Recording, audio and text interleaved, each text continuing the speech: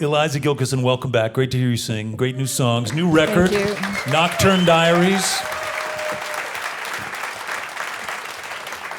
I'm trying to imagine the Nocturne Diaries are songs that come to you in the nighttime. What's the difference? What are the songs that come to you during the day? Are they more just kind of like surface stuff, or what are they like?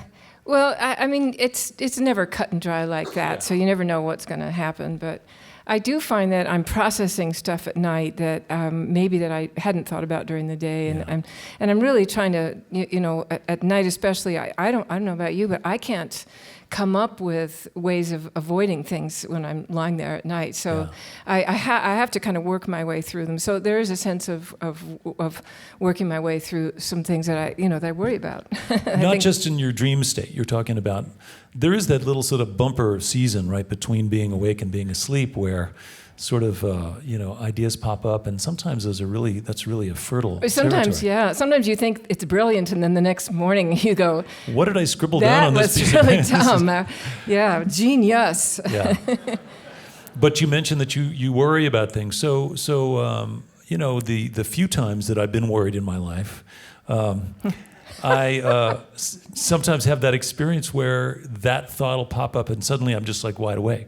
Just the energy of the potent energy of having something that you're concerned about sort of like jolts you awake. It does. And I found, that it was, writing my way through was actually a much better than, lying there thinking, or else, reading or something. I liked, what happened. It was cathartic. Yeah. So Process it was an interesting group of songs. Welcome it in and then deal with it. Yeah. That's cool. I like the fact that your son produced your new record, and he did your last one too, right? Yes. Cisco, yeah. And it was great because his second record that he'd ever produced with me got a Grammy nomination. So we got to go to the Grammys together, and it was really fun,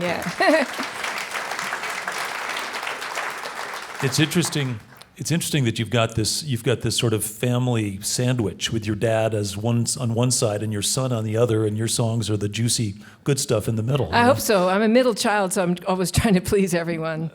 Yeah. Well, it's probably hard to please everyone in your home state of Texas these days. Oh God, yeah. I know Austin is a little island, but it's a disturbing state to live in, actually. Yeah. Well, there's wacky stuff going on. I mean, there's wacky stuff everywhere, but Texas does seem to have that open carry thing on the college campus with weapons. That seems a little heavy-handed. Yeah. Voter, but women's health, Planned Parenthood, environmental regulation, deregulation. It's really a terrible example of how to run a state. Well, you live in a bubble, and you're waving your flag and doing your thing. So, yes, I feel very lucky. Yeah, feel lucky. I want to mention that I was talking about this as I was introducing you to that I like the fact we've known each other long enough to where I do see the arc of your at least career over the last 25 years.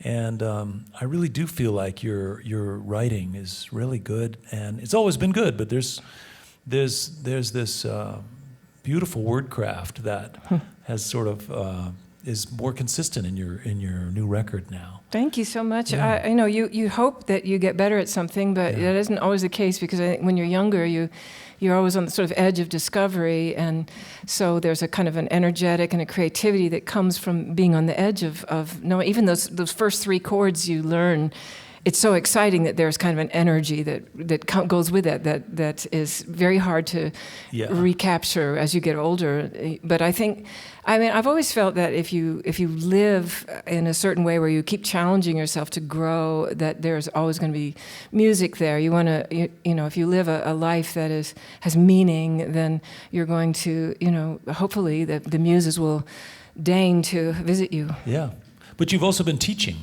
And I think that probably is a way to reconnect in some ways with that really early enthusiasm that when you're starting out and you're just figuring everything out. Now, am I right? That you've been doing some teaching and some songwriting I have at my workshops? house in Taos. I do songwriter workshops, and it has blown my mind that I like it as much as I do. Yeah, I'm not surprised. No, I don't know, because I'm really ADD, and I don't know about focusing that much energy on all day long while teaching. I don't know how any teachers out there. You have my undying admiration, because I don't know how you keep focused. For musicians, it's very easy for us to focus as long as it's on us. Well, I just like the idea that again, there's something sort of beautiful and full circle about it, where you're capturing that youthful enthusiasm that you had when you were just figuring it out, and then having to describe it and come around to help somebody have that similar moment of discovery. I'm sure strengthens your songcraft. Oh, it's so beautiful, because everybody thinks that they suck. It's like this.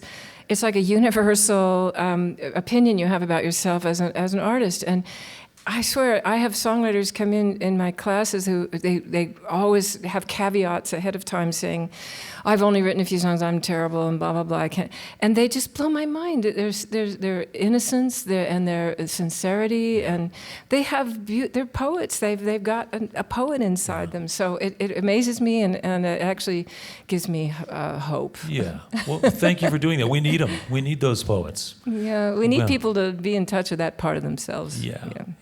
Well, thank you for doing that, Eliza, and thanks for, again, coming back and sharing more songs. We got a bunch more music to play. Let's do it. Let's do it. Welcome back, Eliza Gilkyson.